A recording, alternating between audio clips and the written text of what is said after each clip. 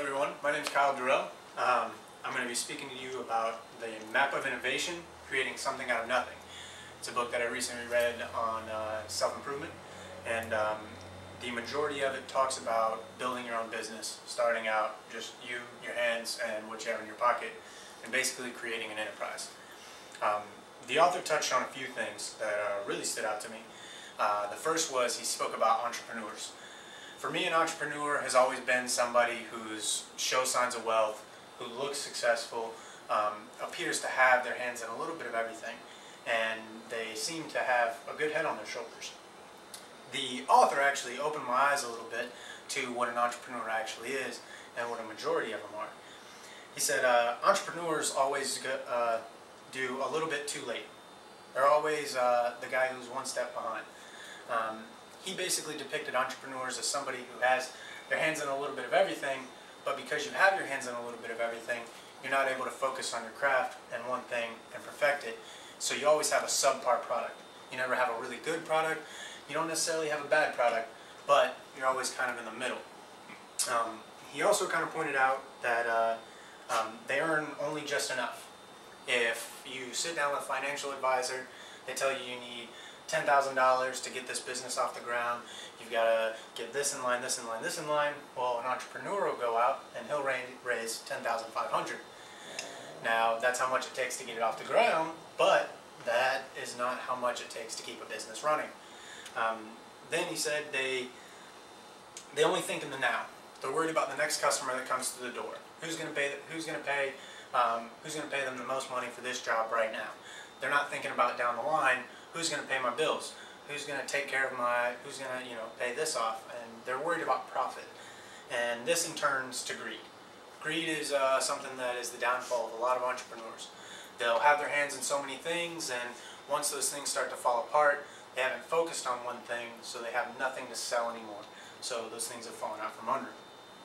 So then he started talking about how to get that something. If you're going to be an entrepreneur, do it right. He said start out, earn 3 times as much of what you need. You go to that financial advisor, they say you need $10,000, you go and raise $30,000. This way, 2 months down the line, you don't have any new customers, you don't have any new projects to work on, you still have some money to feed off of, so you don't have to shut your business down. He said also that you get outside investors. Companies that kind of relate to your company, whatever it is you're doing, make sure that if you walk in that office, suit and tie, and you can pitch it, and they understand where you're coming from, they're going to invest in your company. They're going to give you money because they know they can make money.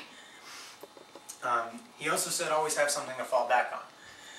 You've got that money set aside, you've got an outside investor, everything seems to fall through, you're going to want a side job. You're going to want something that if this doesn't work out, you can still make ends meet. You can still eat at the end of the week, and you can still pay the bills on your house.